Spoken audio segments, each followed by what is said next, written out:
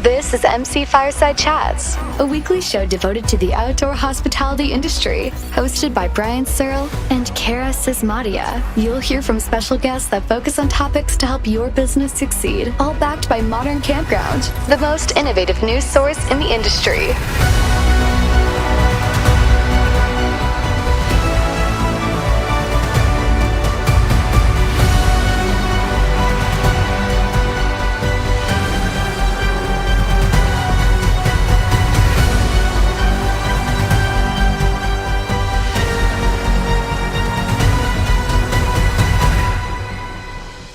Welcome, everybody, to another episode of MC Fireside Chats. My name is Brian Searl with Insider Perks, here for our regular recurring glamping show episode that we have on the second Wednesday of every month. I'm excited to have the show. I'm not excited to be inside. It's rainy and dreary, which is really weird for Calgary because it's a dry city, and we're thankful to have the rain because the wildfires up here. But I would rather be outside, so you'll just have to look at my pretty fountain through the window and suffer with my indoor couch and background and everything else. But super excited to talk about all things glamping here. We have a couple of our recurring guests. We've got Irene Wood joining us again. We've got Connor Schwab from Sage Outdoor Hospitality. And we have David Smith from, what is the name of your company, David? You haven't been here in so long. I was about to say it, and then I don't know it anymore. Outside Capital. Outside. I was outside. Thanks, Capital. Irene. I knew it was outside something. All right. So David Smith is really important, but he couldn't be here for the last few weeks, so we're excited to have him back. And then we've got Annette from Rustic Rook Resort, who's one of our special guests. She's got a place that is located about 19 miles from Great Sand Dunes National Park. We were talking about this before the show, whether it just became it or didn't. But either way, it seems like a great place to be near a national park where people definitely want to go and enjoy the outdoors. And then we are super grateful to have Dimphy all the way from Romania, who owns a new quiet campsite in Romania located in, I'm not going to pronounce it right, so I'm going to let Dimphy. Let's just start with Dimphy, and she can introduce herself, and she can pronounce everything right, and then we'll know, and we can claim to have known all along. Oh, well, I'm not sure if I'm going to pronounce it perfectly because I'm from the Netherlands and I'm having a campsite in Romania. Okay. So when I ever pronounce a Romanian word, it's not completely correct. So I will first say how I would describe the name in the Netherlands, Valea Schailor. And when I do it in Romania, Valea Schailor. So it's a bit different. Still better than an American or Canadian would pronounce it, probably. So, but go ahead. Yeah. Tell us a little bit about your campsite, and just introduce yourself briefly, right? And then we'll go around the room. I want to have Annette introduce yourself.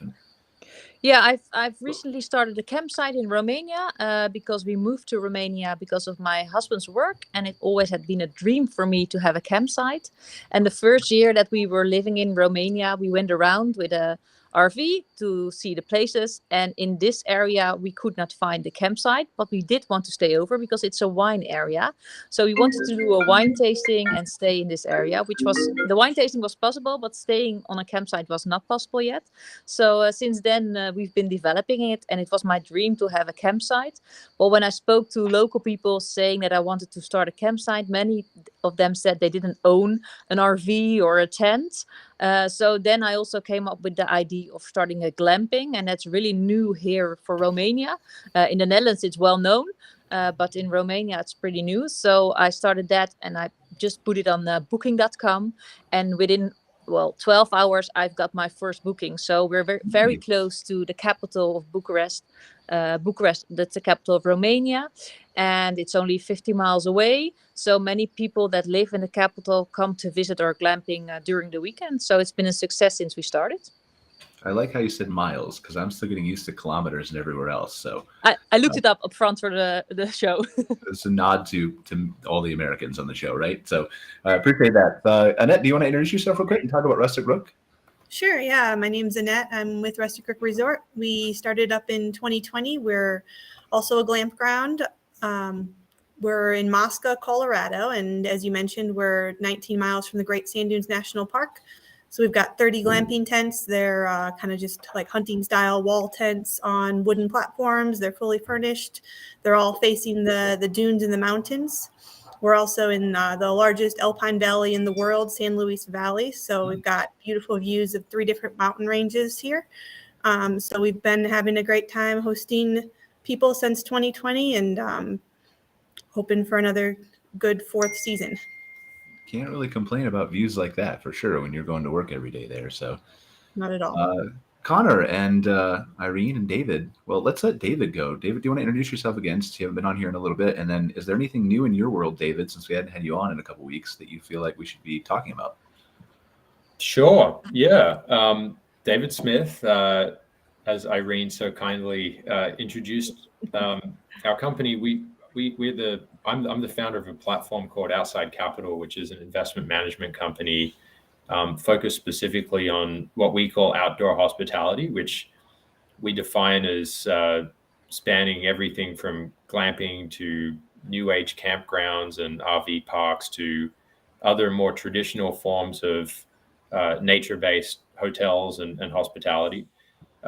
We started the platform about a year ago. My background is primarily on the finance and real estate side of the hotel business, but have always been a passionate outdoors person and really fascinated and inspired by the growth of this alternative glamping outdoor hospitality industry. So our mission at Outside Capital is to try and tackle what we think is probably one of the biggest barriers, at least, to the ongoing growth of this industry, which is the availability of capital, financial capital to do deals. And so we've got dedicated capital sources. We serve as partners to sponsors and entrepreneurs in the space. And then we also sponsor our own projects around the country. So I'm based in Los Angeles. We've probably, compared to last year, we've spent a little more time closer to home the first 6 months of 2023, which has been really nice for me. A little bit less time on airplanes and a lot more time driving up and down the 101 here in California. It's on my bucket list. I haven't been there yet, but it's on my bucket list. Yeah, it's a beautiful state, and we're blessed with proximity to the beaches, the mountains, the desert, wine country, and everything else in between. So, well, I've been to California. I just haven't been up and down. The 101 is the coastal highway, right? It's right up against the coast for parts of it, and then it's a little bit further inland on other parts. But you're probably thinking of the California Highway one is the Pacific. That's the one. Because I wanted to drive up to the Monterey Bay Aquarium there. But anyway, continue. I'm sorry. Yeah, that's it. So we're spending most of our time at the moment on a few projects we're working on here in California, in the Central Coast, in the Northern California wine country, and we're seeing a ton of growth around the rest of the country.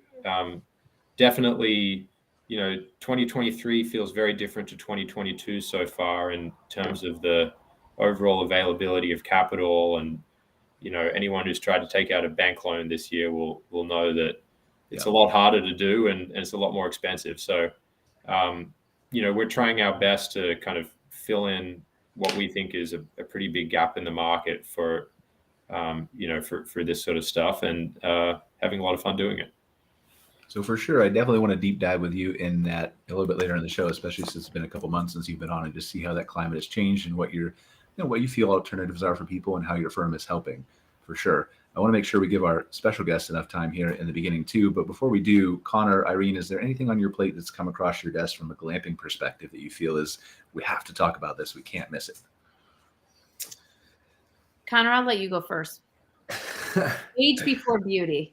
No pressure. Let's see. Yeah, put me on the spot there, Brian. Let's see. Trying to think of. I mean, you can just say no. There's nothing, Brian. That's allowed. Let me think on that for a minute. All right, you think? Go ahead, Irene. Brian, I would just say that there's been, and for whatever reason, it feels like, and Connor, you could probably say that there's just been a ton of articles that have come out in probably the last 30 days as it relates to whether they're international or also national publications that are talking a lot about this industry, some of the trends that they're seeing. There was a huge article that came out of, and maybe you were the one to highlight it, but out of Africa, some of the trends that they initially saw, owner operated, that segment, and how that segment is still staying true to owner operated and not really getting picked up in a huge roll up. So there's just been a lot of data and conversation out there and publication. I'm sure you probably share it, but because it seems like there's more of it in the last 30 days than I've ever seen before, it just is a lot of really good reading out there right now. Yeah, I mean, I would love to take credit for that, but that's for sure my team at Modern Campground who does all that. So that's, Akari and Shara and Mao and Rain, our writers. But yeah, we do our best to, we're trying to expand and cover as much as we can in all different places of the globe. But I think that's, and maybe you can speak to that a little bit, David, real quick before we get to our special guest. But I think that's kind of the way investment works from a roll-up standpoint, right? I think it has to start with the small mom and pops to develop the market in most cases. And then once the market's there, then the bigger boys come in and are attracted. Yeah, I mean, I agree with that. I agree with what you said, Brian. Go ahead, Connor. Sorry. Yeah, I agree. And one of the things I was going to say is that we're kind of seeing the tip of the spear, I think, particularly in the RV segment. And a lot of people are interested in doing this in the glamping segment, but the market just isn't mature enough. There's not enough businesses that have stabilized for any sort of roll-up strategy in the glamping space. But what we're seeing in the RV and campground space is it's starting to get a little bit more institutional and sophisticated. And I think I think what we're going to see in the RV and campground space is it's starting to follow the hotel industry. And we're just seeing the tip of the spear with that. And that essentially means more technology for dynamic pricing, reservation systems, marketing and advertising are some of the big things. Something of a star report, which is what our company is really working on, kind of tracking the data to give people better investment data. I totally agree with everything you guys said. All right, I definitely want to dive into that a little bit later in the show, but I want to make sure we get to our special guest. So can we start with Annette from Rustic Rook Resort? So Great Sand Dunes National Park. Where is that? I don't even know. I feel like I should know. I've been literally everywhere in America for 6 years building the company, driving all over the place, and I can't picture in my head where that is. So it's kind of south central Colorado. We're about 2 hours from the New Mexico border. Okay. I was hoping it was New Mexico because we have been to White Sands National Monument. Okay. So I was thinking like the only two dunes I can really picture in my head are New Mexico and way up in Michigan by Traverse City. I think we're about maybe 5 to 6 hours from the White Sand Dunes National Park. I've not been there yet, but it's on my list.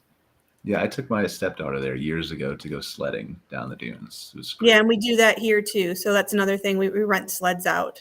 So it's a super family-friendly national park, as I'm sure the White Sand Dunes are too. It's just you don't have to worry about if you have little kids that they're going to fall off a cliff, which is comforting to parents. Yeah, I feel like that would be comforting to a parent. Yeah, it makes sense. You should use that in your marketing. Right. But, so tell us a little bit about Rustic Rook Resort. How did you get started? What's it all about? Sure. So we kind of we moved from Illinois, the Flatlands, about 6 years ago, and we didn't really know what we were going to do, but we knew we wanted to do something campground-like in Colorado. We'd always loved Colorado, and my husband's sister-in-law moved there, and we went out to see her, and she's like, well, all the campgrounds in Colorado, or I guess the ones she likes, they're booked, pretty much during the winter. And we thought, wow, that there's that much demand here. So that kind of sparked some interest. And my husband and I, we owned a painting company, and my husband didn't want to leave his dad with the painting company all by himself because he was getting older. And then they decided they were moving to Tennessee. So that they left us, and that kind of opened it up. So we sold everything, packed everything up, and we bought a camper and just kind of did like a big 2 or 3 month kind of tour of America to kind of see what was out there and just really learn what we might want to do. And then we settled in Colorado Springs, kind of started life again, started real jobs, got the money flowing in again. And then we just started looking around, and within about 2 years, we settled on this area. It just, there wasn't a lot of competition. There was demand, but just not enough places to stay. There was no glamping. There was already primitive sites. There was already RV sites, but nothing glamping. So we decided on glamping, and then we started construction in February of 2019 after getting like our permitting and all that lined up. My husband and I both have construction background, so he was kind of the superintendent on the ground, and then I was sort of like project manager, ordering, purchasing stuff and everything. And then I joined him when we were getting close to opening, and I hadn't planned on quitting my normal job because I didn't know if I'd be able to, but the first camp host team we had didn't work out. So I had no other choice and I had to just do it, and it ended up working out. So we survived, and it was rough opening in 2020, but we made it. And the scariest part was our loan almost didn't close because the payment protection loans were out. And we'd already started construction and already had contractors to pay. So that was pretty terrifying, but it did barely squeak by, and we made it through the year. And even though it was a weird year, but yeah, we've enjoyed it out here, and people, it's really, really fun. We love seeing all the families have a good time and have, little 2-year-olds who've never had a s'more before get their first s'more and just enjoy the area. So it's been a really great experience so far, not without challenges, but I guess if it was easy, everybody would do it. Oh yeah, and the challenges always make you better, right? With any business that you're starting. So, I mean, David, Irene, well, all of us know that, right? So, what interests me here, and maybe you guys can speak to this a little bit, is specifically what Annette said, and we've talked about this on the show before. If you look at the way, and we just did briefly, right? Glamping has taken off so fast in this country, despite, it's been established for a long time or longer in the UK and Netherlands, as Dimphy said. But I feel like this is a common refrain, right? So Annette, when you were starting this in 2019, 2020, as you said, there was basically nobody doing glamping around the Colorado Springs area that you were aware of. What do you think now? Well, we didn't look so much in Colorado Springs. So we're about we're about 3 hours. Yeah, so I apologize, but where you are now, that's what I meant. Yeah, well, right now, I feel like 2021 sort of alerted people a little bit, I guess, falsely, that the camping industry is huge, and it is big, but it's not 2021 big. So we've gotten a big influx of people that want to basically come. Like if I had a dollar for every person that came here and said, I want to do what you're doing, I'd have a lot of dollars. So many people want to do it now. They almost think it's the new get rich quick scheme. And it's certainly not that. It's so much work. It's so stressful. It has its moments where it's great. But I saw a YouTube video where I could make $1 million overnight, Annette. Yeah, it was so easy and everything was perfect, and it always sunshine. So we've actually I think we've got 3 approved Glampgrounds, because I'm on the planning committee also in our county. We've got 3 of them approved to build, and I don't know if they all will build, but I do know if they all do build, they won't all make it, because there's definitely not enough inventory to go around to 3 new places, because that would probably triple the inventory we have now. So it's a little concerning. And like I said, just because they're approved to build doesn't mean they will. But I do think 2020 was a false high, and we have to kind of get a grasp on what the demand really is moving forward. So this is an interesting topic, and maybe Connor, you can speak to this, right? Because we've talked about this before. Like, I think we're mostly all in agreement here that 2021, even into a little bit into 2022, is kind of an outlier. But is that market really not there, or is it just shifting, and will it come back, or will it, I don't think we're ever going to have a blowout year like 2021 and 2022 again, as far as percentage up over year before, right? But I do think there's more of an audience there, and it's growing every month, every year, who are interested in glamping and alternative accommodations. So can we get back to that level even without that percentage increase eventually? My understanding, I think the big question is, how is 2022 and 2023 compared to 2019 is kind of the big question to tell you the more normalized, trend line of the industry. And my sense in speaking with owners is that it is. Again, there's not that many glamp sites that, had a normal year in 2019 and have that many years of operational history to see that trend line. But my sense is 2022 and 2023 will be above 2019 is kind of, but I would be curious from Irene or David, from what you're seeing in the market in terms of looking at any historicals, if you think that's the case as well. You are right. And I want David and Irene to answer that briefly, but you are right. There's less history in the glamping market of 2019 than there is with RV and campgrounds to compare with. So anything to add, David and Irene? Well, I can talk about it because I was operating in 2019 and I'm operating in 2023. And, I think, Annette, I can empathize with what you look at. I sit on a planning commission too. I work with zoning, helping people talk about, how to get their space, special use permits. I'm seeing national brands move into the area. I'm seeing national brands struggle in the area. So it's really interesting to see, I'll just start with, 2020, 2021, and a little bit of even 2022, we weren't back to normal travel.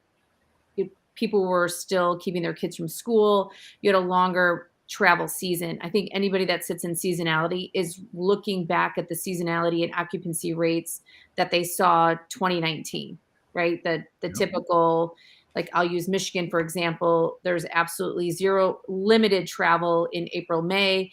And then June, once kids get out of school, you ramp up the travel season, and then it kind of quiets back down into September and October. One of the advantages that I think the fields had was we established a brand, not necessarily just accommodation. So for those that were able to establish a lifestyle brand, they were able to establish revenue in different areas and streams and kind of curate and become first to market, which I think perhaps gives the fields an advantage over some of the other ones that I'm seeing that are in the area that are already for sale. Established brand. I think also I would tell you, I take no less than half a dozen calls a week from brokers that are trying to get me to purchase somebody else's glamping operation and take it over. And I would have said those calls started at the end of middle of last year, and they've really ramped up in Q1 and are going into Q2 at a discounted rate. I get nervous for the industry, for those that didn't establish brands, invested a ton of money, have high cap rates, trying to make their payments, didn't kind of take it incrementally, because now they're looking at, variable rates at the 6% and 7%. And that's just really expensive, and probably weren't costed into the project with occupancy rates of 2019. But I think the full picture won't come until the end of quarter, third quarter, where the season's kind of wrapped up and everybody looked around and went, okay, who made it and who didn't? And sadly, I think it's because, to the thing that Annette's talking about, lots of people wanted to open up, ramp up, and they're price gouging because they just have to make basic payments because they can't pay the bank. And what that's happening is it's causing other businesses to perhaps lower their pricing. And then some are just getting washed out because they just didn't establish the brand fast enough. We have the economic headwinds too that we're all dealing with and may or may not get worse. Yes, but here's the interesting area that I'm seeing, and Connor, maybe you could speak to it, or even David. A lot of them, because they were plumbed as, like I'll use the fields, for example, we were plumbed and we could be an RV park. RV parks are still blowing it out. I mean, there's still the 3 RV parks that are in the location closest to me are adding slots, and they're already filled. So it's like, did they ride the wave and the trend of the term glamping? And then everybody kind of went, well, that was fun. That we played that game for a little bit. We're going to head back to the RV park. So, right, we're gonna have a cliffhanger there, right? Because I want to give Dimphy a chance to talk about her business, because she's kind enough, as you can see, to join us during the evening hours there. Yes. So Dimphy, can you tell us a little bit about what you've got going on in Romania, and then we'll get back to that, because that's a really good, interesting discussion too. Yeah, I only started the campsite last summer, so 2022, so I cannot reflect on 2019. But what I can see is that compared to last year, we opened only in June, and now I could open already in May because we didn't have any constructions going on anymore. So for me, it's already a better season than last year because I have a longer term. But what I wanted to share about Romania, since it's in the east part of Europe, I get lots of different people from different nationality all over Europe. And I think that is the most fun part and also interesting part about running a campsite or glamping. I have both. So at the moment, I have people in an RV, and in the weekend, I will have glamping tents full. So during the week, I see people coming by with RVs that do a tour around Europe. And in the weekends, I have mostly guests from the big city nearby. But what's most fun is the different kind of cultures, because we're in the east of Europe, but when people come from the west of Europe, they have a different approach about camping. And for example, when I look at my reviews, I've got some reviews from German people, and if German people say it's a good campsite, then all the other people in Europe know that it's a clean campsite. So for somebody that has a campsite or a glamping in Europe, they have to get good reviews from German people, and then other people will also join the campsite. I just wanted to share that nationalities. So is the strategy then just open and then give a discount to all the Germans to come there? That could be a strategy. Yeah. I mean, it sounds like it would work. So I'm fascinated by, like, I really want to explore more of Europe. I went over there in December of last year. I didn't get as far as Bucharest. You said you're outside of, right? But I did go to France and Germany and Belgium and the Netherlands too. I went to Amsterdam for a couple of days just to see the Christmas markets and stuff. But It's something that just building my business, I haven't had time to do. So it fascinates me when we have European guests on to talk about the culture and what we found, I think, through the people we've had on the show, is that the camping, glamping market is very similar over there as far as the ups and downs and the economy and the way people behave.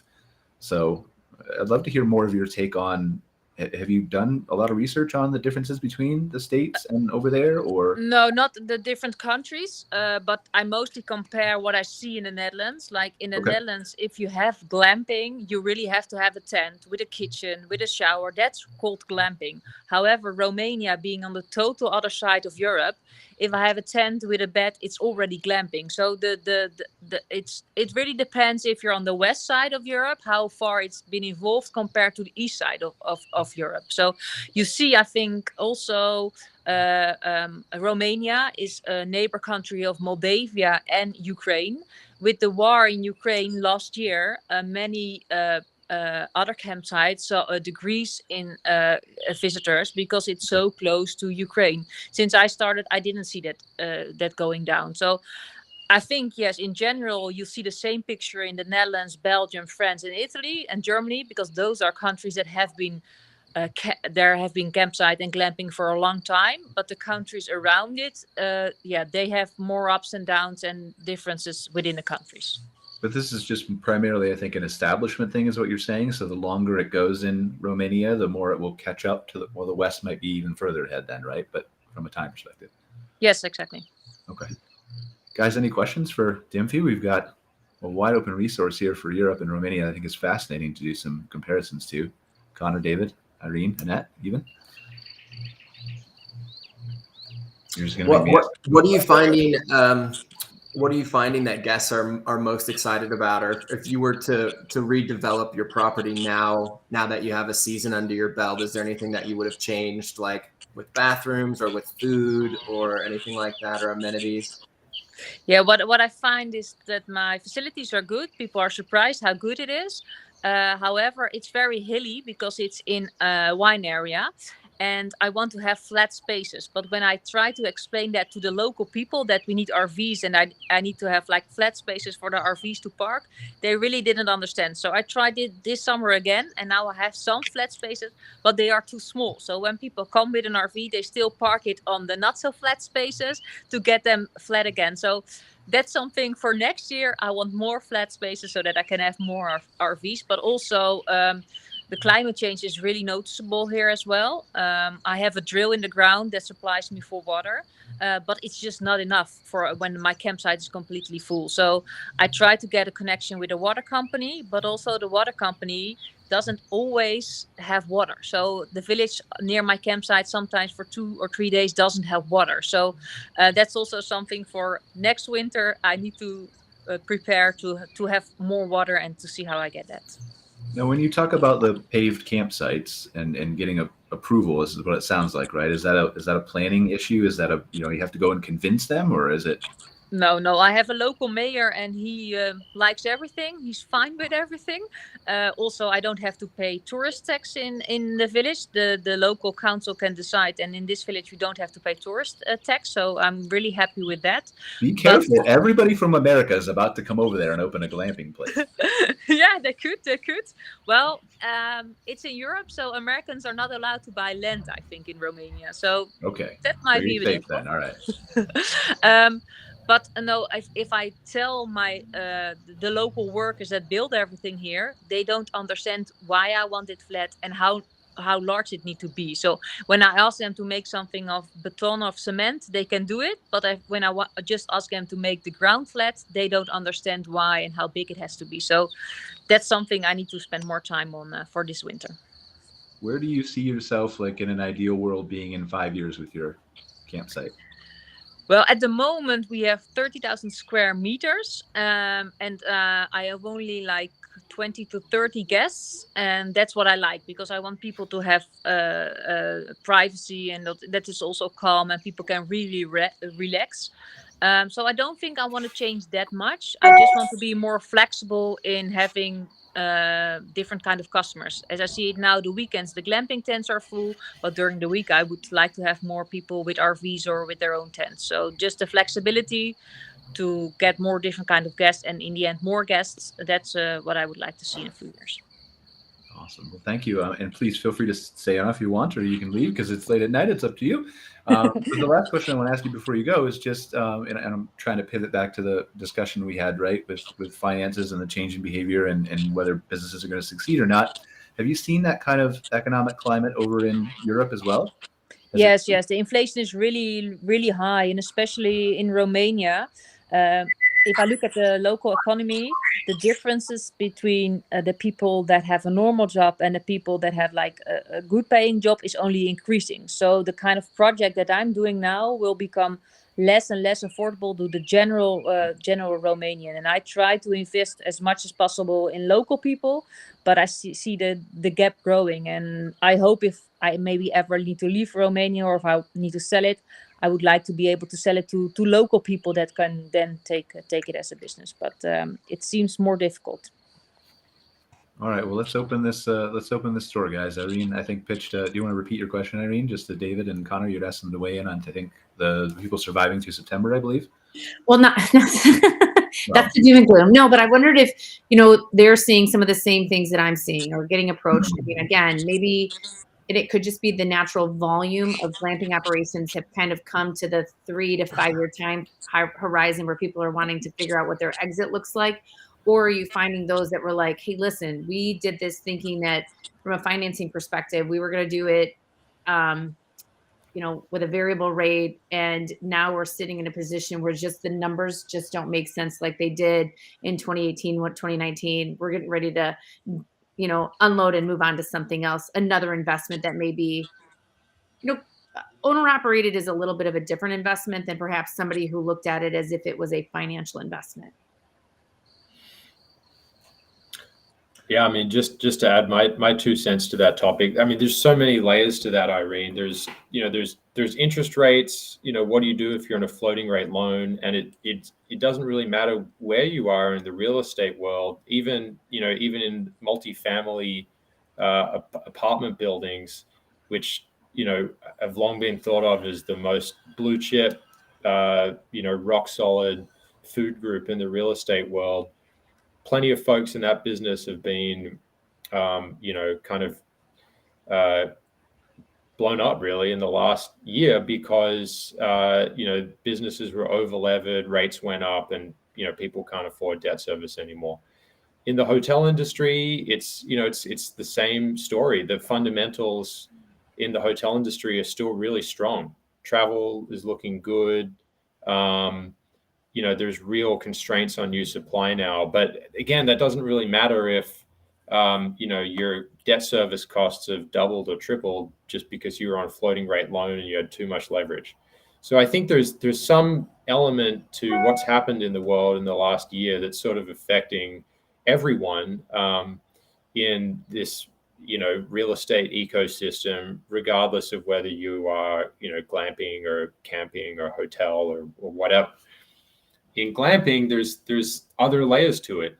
Clearly, the barriers to entry are to creating a new glamping business are a lot lower than building a new hotel. And I think, Irene, as you've seen or described, I think that dynamic is played out in a lot of other markets where there's probably a lot of folks who have come into the space, and didn't really have like a business model that could necessarily survive like this higher interest rate environment. And then on top of all of that, we've just got, this other dynamic at play now, which is that, as you talked about before, Connor, demand is softening in certain parts of our industry, and I think that shouldn't really be a surprise, right? We all, as you guys have said, I think everyone who had thought about this carefully probably recognized that 2021 may not have been, the best year to set your expectations to.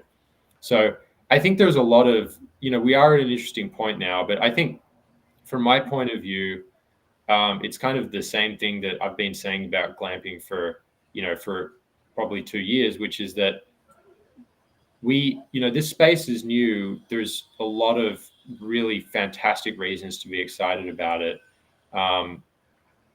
But we are quickly exiting the period of the glamping business where just being a novelty is enough, in my point of view.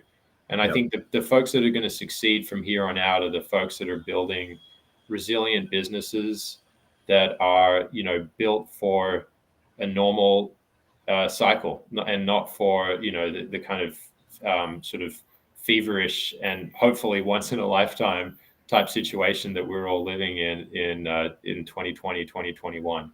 Well, and that's where everything goes, right? Like every Right. single business goes that way. It's the people who are patient, who build something, who research it, who brand it like Irene has, who are the ones who will succeed long term. It's never the people who just rush into the gold mine and then rush into the next thing and rush into the right. Yep, exactly. And I think that's where we are now. But look, I also, let's not lose sight of the positives, which are that I think what's happening in this space is becoming more and more relevant with every passing day. I think, you think about what's going on this year, the development of AI technology, the digital world. I'm more convinced than ever that we are looking at a future where genuine connections with the natural, tangible world are going to become more and more valuable to people. And I think people who are building great experiences that allow folks to connect with the outdoors are going to be the winners in this next era in the tourism cycle. I just think that we have to, we've sort of exited the phase where, like the half-baked business plan is okay because there's nowhere else for people to go. We're entering into a new normal now. People are able to travel in Italy again for the summer if they want to, and they're financially inclined to do so. So the requirement to build a durable business is that's coming more and more into focus. But I think the long-term story, the demand story behind this space is stronger than ever. I have a little bit to add to this, if I may. Yeah, go ahead. As far as just from my perspective and what we've dealt with, I think another reason people decide to sell, they have this dream of doing this. They don't foresee it's rose-colored glasses. So they're just thinking of all the awesome stuff that's going to happen and all the happy guests and all the great employees and all the beautiful weather and all the money. They're thinking of that. And then when reality strikes and it's raining and all their employees quit, and they've got a rotten egg to deal with, with an employee to fire, and they've got unhappy guests because they saw a spider, and all those things pile up. All of a sudden they realize this isn't fun anymore. I came here to have fun. I don't want to do this anymore. I just want out. And pretty much every year we go through about a month where we want to sell it too. We haven't, but I get the sentiment. So I think that happens when we operate your own business. The honeymoon phase leaves and you realize it's not all fun and games. Yeah, I think that's something every business owner goes through, right? When at the beginning, like, it was so long ago and I'm so old that my memory's faded and I don't remember it, but I'm sure at some point I went through that phase, right? When I was starting Insider Perks.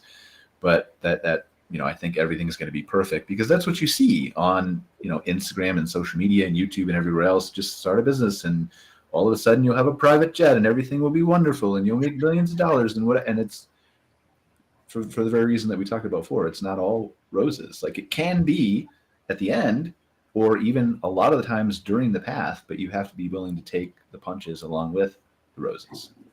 Brian, I think me and Annette need to start a support group. It's like the owner-operated support group. Like, what was the craziest thing that happened this week? And because, it's interesting. That's one of the things that, and actually, I'm going to find this article and I'm going to share it with you all because, David, you hit the nail on the head. Really what it boiled down to was in these areas that saw this massive growth. Really what has stood the test of time has been incredibly hospitable owner operators, right? That built the business because they built the business for them and a lifestyle that they wanted to live. And then what they did was they said, okay, this is what I'm going to do the very best that I can. It's going to be mine. I'm going to own it and hand it on to the next generation. And those are the ones that 40, 60 years later are still the ones that are in operation. Because, and again, to Brian, probably Connor, everybody's point, starting a business is nerve-wracking, whether it's investment, it's consulting, it's all nerve-wracking because you're putting your whole heart on the line. I think, but when you're responsible from a hospitality standpoint, and Annette, I'm sure, I really more pressure. It is because you have somebody that's already paid for the performance. They've paid for a percepted performance, and you have to deliver for that, and you have elements that you cannot, that you can plan for, but you cannot predict. Weather, spider. I had a woman this week. I'm just going to tell you the story. It's hilarious and you'll laugh. I was going to ask you. You're talking about every crazy week. I want to hear your crazy week. Yeah. So this was her. And I'm deathly afraid of snakes. I know this is the running joke, but I think everybody's heard my story about the snakes. And she was laying in her bed and she said to herself, I bet today when I walk out of this tent, I'm going to see a snake. And it was like she was Harry Potter and willed a snake. So she comes in and she's like, Irene, you're not going to believe this. I stepped out of my tent and there was a snake. And of course, there's nothing worse than hearing a guest say that. Yet you're in nature. We have nothing poisonous, all those things. But I thought, God damn it. Today's a snake. Tomorrow's a spider. The next day it's the snapping turtle. The day after that, it's a locust swarm following a weather, tornado warnings. It's like, is there anything that's easy about outdoor hospitality? No. How many locust swarms do you have? Well, so this year and next year are supposed to be the major hatches. Okay. You know how they have them like every 7, 17, 13? Not really. That's why I asked. Like, I'm just familiar from when I was a kid and my mom made me go to church and I heard about the locust swarm, like all that. So, Brian, I'm going to tell you, when you have an outdoor hospitality and your business is dependent on it, you become a meteorologist, a psychologist. This is why, I'm just a marketer. I'm not smart enough or brave enough or whatever to own. No. You could totally do it. Anybody could do it. It's just ours. No, anybody cannot do it. Yeah. I think that's inaccurate. But I'd be really curious to hear the group's perspective on market saturation and glamping. And Irene, I know you were the first mover in your market, and it sounds kind of like you were as well. And there's been a lot popping up. Some have faltered. And we get that question a lot from investors or banks, like, "Oh, is this market saturated with glamping resorts?" And I'd just be curious what everyone else's perspective is on that. Sure, I've got a little bit to say about that. So, as you heard already, I do feel like our market has the possibility to be saturated if everybody opens, and I'm really concerned about that because we put everything on the line to open this and blah, blah, blah. But so it was a big concern when the Planning Commission just kept on being like, yeah, everybody come on. There's room for all the glamping. Like, there's not room for all the glamping. So what I did is I kind of contacted all of the RV parks and everyone that was a kind of core existing business out here and just talk to them and be like, hey, are you guys aware this is happening? What are your thoughts on this? We just kind of all talked about how 2021 was an anomaly and everybody was kind of seeing 2019 numbers, even though I didn't have a 2019, but I knew it was lower than 2020. So we all kind of just got together and we talked to the Planning Commission and the county commissioners and just kind of told them, sorry, there's a gnat bothering me. And just kind of told them our concerns. And so what we started doing is collecting data. So we pay a marketing tax here. It's 4% and it pays for marketing. I don't know how well it works, but they pay for it. And so we've got people employed in our county to try to get more people to come here. Well, now they're collecting data on the campgrounds. And initially they just collected it on hotels. So if the Planning Commission said, hey, how's our demand for glamping or camping or RV parks, they initially didn't know. And I'm like, well, you can't just keep approving these places if you don't know, because how are people supposed to do market research and, know whether their business can survive and know whether, another one should be approved. So we're starting to collect data on all the campgrounds on occupancy rates. So now if another campground wants to come in, we'll see like, okay, everybody's at about 50%. We probably shouldn't approve another one. So that's kind of how we're trying to curb it here to make it sustainable and make it so that the businesses that are here will survive, instead of letting so many places just start and then, someone's going to fail. And we don't want failed businesses, because that just leaves, it looks bad, and, it's not good for business, and good for the county, and good for taxes, and all of that. So we've definitely seen, we're tracking that, and we would definitely say that it's similar to a 2019 year. And I mean, who knows how this year is going to be. It's too early to tell, but I think that I'm glad that we all got together and talked and let the county know how we felt about it. And it did make a difference, because right now they're not approving any new ones until we kind of get another, get a temperature on it. It's an interesting. Did you say this is your local tourism and like economic board in the county or the city? Yeah, the county. Yeah. So they're collecting that data. It's private. We get to see it, the people that participate in it. And then they'll also provide it to the county commissioners and the planning department when requested. That's super interesting. So all the overnight lodging hospitality businesses in the area are reporting and sending that data? Yeah. Oh, wow. That's quite a collective. Different, right? Yeah. Well, it's a small area. So we probably have 10 indoor lodging places and 5 to 7 campgrounds. So it's not a huge task force for it. God. Connor, what's your answer to that question when the bank comes knocking? Is it just market by market? It is. I mean, so it depends on a couple main things. Like, is there a big demand generator in the area, right? Mm-hmm. Are you next to a really popular city, a really popular touristy city or tourist destination, or a national park, or next to like a major highway or on a major trafficked route? So those are kind of the main things we look at on the demand side. And then we look at the supply side as well. I typically say that there's very few saturated markets for glamping in the US, because the representation of glamping units relative to campsites, RV sites, and hotels is still a percent of a percent of a percent. Like it's so much smaller that I think people continuing to look for a unique nature-based experience, like a glamping experience, I think that segment's going to continue to grow with supply. So I could only think of maybe 2, maybe 3 markets that are like might be nearing saturation in my opinion, but I'm curious to hear what other people think about that. I mean, I think it's interesting from our perspective, briefly, just from a marketing standpoint, right? And from what the other guests have talked about, I think there's so many different factors that are influencing this either saturation or not saturation. And you're right, there are some markets who are probably getting close, right? But I think it's a question of, is it saturated or are they not marketed right? Are they right? Because if you look at the demand generation, like you're talking about, if we're talking to a potential client who wants us to market their campground or their glamping resort or whatever else, then that's what we're looking at to run Google Ads or do SEO on their website, is what's nearby that someone is already coming to the area to see. Is it a national park? Is it a river? Is it a city? Is it a highway? Is it whatever? And then we're looking at that demand for related keywords on Google already to see how many people are searching for it and looking for it. And I think with glamping, that demand is in some ways both camping and the conversion from, or the upscaling from camping cabins or deluxe cabins, and then also how many can we pull from the demand of the hotel market nearby. But I think a lot of people don't do that marketing, for one, because it's really complex. It's really complicated, right? Or even know it exists or aren't willing to spend on it. But then in combination with all the other factors we're talking outside of marketing, it really kind of is a muddy picture to see. Like, I think what Irene's saying is very true. I think we're going to have to just see in September.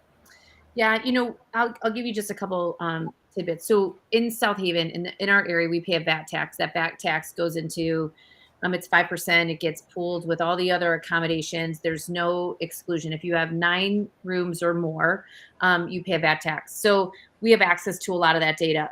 I will tell you, while you were chatting, Connor, there were 2 things, and I just wondered if you consider them as you're having some of the analysis done. we talk about opportunity cost, right? So the reality is for an outdoor hospitality business, most of them do not most. Well, yeah, most of them do not run a full season for a lot of reasons. Zoning doesn't permit it. We'll just use in Michigan. You get 180 days of operation. So your business model has to be run during that time. Obviously, in order for the business model to make sense, your pricing has to be adjusted accordingly. And to add to that, some of the things that you want to make sure is your guest is choosing you based on the experience and not necessarily on the price. So Brian, nothing would be worse than me having somebody show up to a campsite because they've selected on price and then they've come in expecting that they were having a microwave and something else because they were choosing to stay at a hotel. So there's kind of that. But there's the marketing, right? You have to set expectations appropriately. You do, but then you also have to price in a way that has your consumer choosing based on that as well.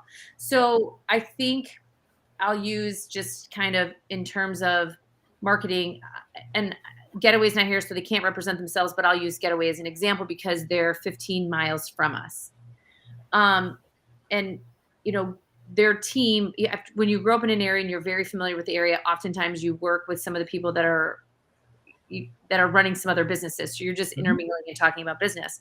But you'd be remiss not to see some of their marketing right now where they're discounting everything at 45%. So the occupancy in their locations is like abysmal. And some of it could be pricing, some of it could be location. But when you look at a saturation of a market, I don't think it's necessarily a saturation of a market. It could just be the wrong product in the market. So that's where sometimes the thought that you can just plant any product in any market sometimes doesn't make sense because the market, when you look at the market research, does the market demand itself to have an owner operator or is it looking for a big box to come in because that's what the consumer is conditioned for? So I would say in the area that I'm in, most certainly I would argue that the consumer is conditioned to look for the owner operator, not the national brand, right? But I would say maybe if you're going to a national park, they would most certainly want to be looking for a national brand because the way that they're looking for it a little bit more nationally. Just some things in terms of. Yeah, you're not wrong. And so then, but I think it's also easier in an up economy, which we're not heading into, to recondition people too. Whereas in a down economy, it's a lot harder to do that. You definitely want to start with a base as high as you can. Yeah. There is some reconditioning that can go on, I think, when more people are on the road and traveling. Yeah. And I think, Irene, I mean, just thinking about your property as well, I think you touched on an important point as well, which is that I think, tell me if you disagree with this, but I would think that, your property, Fields of Michigan, induces so much of its demand because you've created something special that people created a brand. Make an effort to go and visit, even if they weren't otherwise thinking about going to South Haven necessarily. Correct. That thinking about, saturation, I think is a really important topic, for anyone to think about if they are embarking on a new business venture. But I also think that, it's not complete. I don't think it's the wrong question, but I think for some properties, it may not be entirely the right question because you've got to this is not like, we all know that this space is not, by definition, it's not a commodity. It's not like adding, 1 more or 10 more RV bays in a market that's already got 1,000. And you've got to figure out, like, do we need 1,010 or is 1,000 too much? So many of the successful businesses in this space are doing something that is by definition completely new, even if it is, even if there's other glamping supply there. What you offer, Irene, is a very different experience to what the Getaway in your market offers. And so, I almost think like trying to do a saturation calculation is maybe not entirely the right question if you are offering something that is so differentiated and speaks so much to what people want, even if they don't know that they want it yet, that you can kind of almost like transcend the whole like question of, are there too many units already in my market? You're right. Saturation is absolutely the wrong question because you look at whatever business you're talking about, saturation comes from mediocrity or being average. There is always the opportunity to come in and invent something new, whether it's the iPhone in 2008 or whatever glamping site you're starting in 2023. If you can give people an experience that you can wrap a brand around and sell to them, you can succeed. You know, I would say I love when competition comes in. I always say competition sharpens knives. I mean, it really does. And I love it. I'm like, it just has me kind of getting really comfortable, putting the blinders on and going, this is the lane. This is the lane. This is what we're doing. This is how we're doing it. I'm unapologetic about it. This is the delivery of service. And, you know, kind of under the process of Field Way. But I would tell you, I've been able to do that because I started so small, 2018, 2019, in incremental pieces, never taking on too much of a project, too much, you know, loan. I'm, you know, to be able to say debt free and be able to make decisions from that place is entirely different than having to make a decision from, shit, the bank is called and what bill is not getting paid so I can pay a bill today. You know, it's a different position, but yeah. Like my dad always said, pigs get fed, hogs get slaughtered. It was like always going to be a really small, steady build for a lifestyle, not necessarily for a lottery scratch off ticket. And that's it. That's like, it always works that way. Every successful business for the long term, slow and steady, wins the race, period. Yeah. Like there are a couple exceptions, certainly. Nobody's saying, right? But for the most part, the business owners who either know that going in or learn that through I messed up and now, right, are the ones that succeed. Like it's taken me 12 years. I'm not anywhere close to where I want, but it's taken me 12 years and I messed up. I don't know. I still mess up 12 times a day, probably. So, but slow and steady, like I have that pace. I don't want to be the number one anything next week. And I'm sure you don't either, Irene. You want to be number one with what you do, with what your brand fits. Yeah. And the consumer will come to you. All right. Yeah. We've got 4 minutes left. Anybody have any final thoughts? I feel like if I ask I want Connor to tell us what the two markets he thinks are saturated are. I was going to ask too, but I felt like he would be too afraid to say it online. So I was going to text it. Say it, Connor. Like you already copped out in the beginning of the show when I asked if you had anything on your plate. So you've already used your one cop out. Perhaps Zion, and then we're also working in the Austin market, and there's just a lot of activity there. And I don't think either of those markets is necessarily saturated because you have such huge demand generators. Yeah. Like Austin is a massive tourist and business location that people are traveling to. And that outdoor hospitality represents such a small percentage of the accommodation. And then same with Zion. I think it's, 4 million annual visitors, going to Zion. And so again, those people national parks are the best because those are people going for an outdoor experience. And so still, if you look at the percentage of glamping units compared to hotel units available in the Virgin area, it's a small fraction. So there's places where you're seeing, like, Zion's one of the only places where you drive down the road and you're like, oh, there's a glamping business. Like, oh, there's a glamping business. There's another one. So that's the first place where I was like, okay, wow, maybe there is a lot. But those are kind of the only two I can think of. I got a question for Connor. I'm sorry, go ahead, Irene. Connor, what are you seeing? Like, I guess if you were to give owner operators who are looking to start, as they've worked through and you're consulting for people, the different iterations of accommodations, what are you feeling like is the ultimate accommodation that you would recommend, that you're like, this is where kind of what our recommendation would be? Apparently we're not done putting Connor on the spot. Yeah. So no, it's super interesting. He's never going to show up for a show again. So after looking at the data across the glamping industry, the glamping businesses, and then looking at the hip camp data, and looking at the RV data, although that doesn't really count. And then I look at cost, seasonality, and ADR. Like domes are the clear winner every time, shockingly.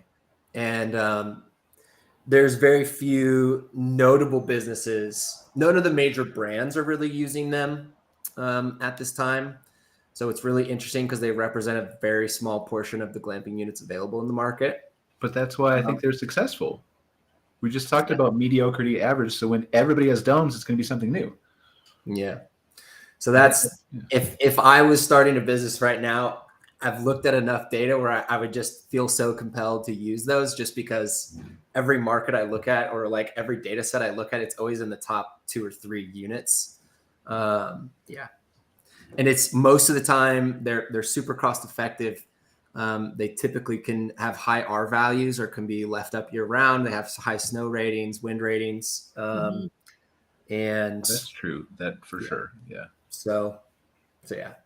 I think that's and I think if I want to take a trip down to Zion too sometime. I mean, I have to go. My girlfriend wants to go to Zion and she's never been, but I would love to see how many of those businesses that are all over the place for glamping are mediocre or average or doing something different like Irene.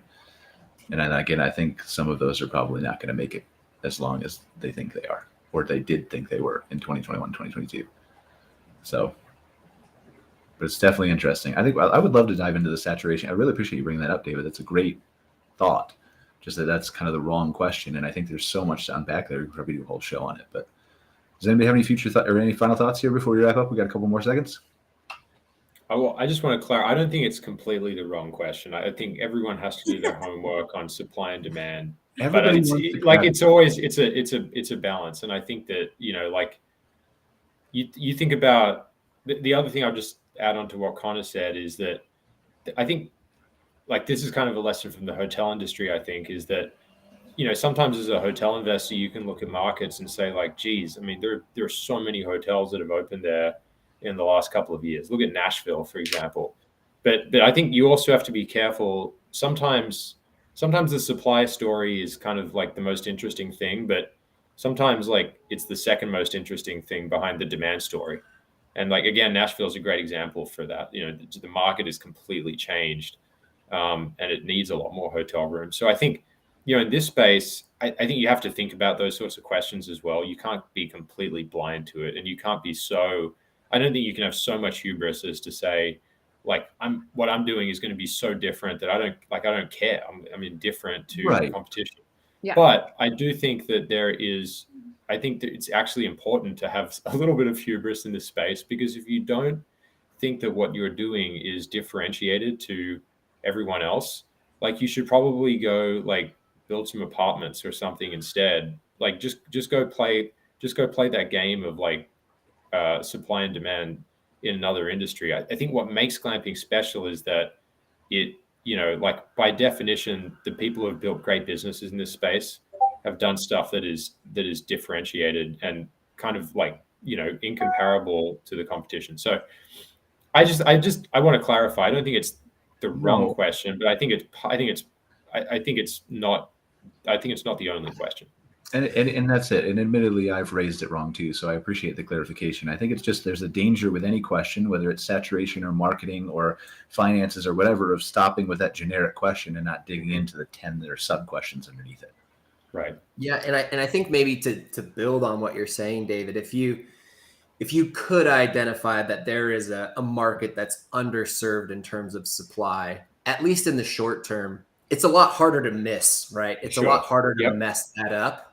Definitely. But then you could also look at it and say, hey, if I know that I have a differentiated operation like the Fields, I can go into most markets and I'll be in a top operator that creates my own demand and stands out in that market regardless of how much inventory there is. So, yeah. Yep. All right. Well, we got to wrap this up. We're already over. I want to take some time to thank our sponsor for the show, Horizon Outdoor Hospitality. I forgot to do it at the beginning again, but I did put up the banner you guys saw in the middle to give them some extra love. So hopefully they'll forgive me for that. But super excited to have them as a sponsor for the glamping episode. If you guys are interested in management services, consulting, things like that, Scott Foos and his team are a great company. But thank you guys. Appreciate you joining us again. Irene, David, Connor. Super exciting to learn about Romania. And I'd love to have more of those guests on. So grateful to our team for booking those people. And we will see you all next week on another episode. Take care, guys. Good to see you guys. Take care. Thanks. See you guys. Thanks for watching this episode of MC Fireside Chats, hosted by Brian Searl and Kara Sismadia. Have a suggestion for a future show or want to see your campground or company as part of an episode? Email us at hello@moderncampground.com. Join us next week for another episode. And don't miss the latest outdoor hospitality news and commentary from around the world at moderncampground.com.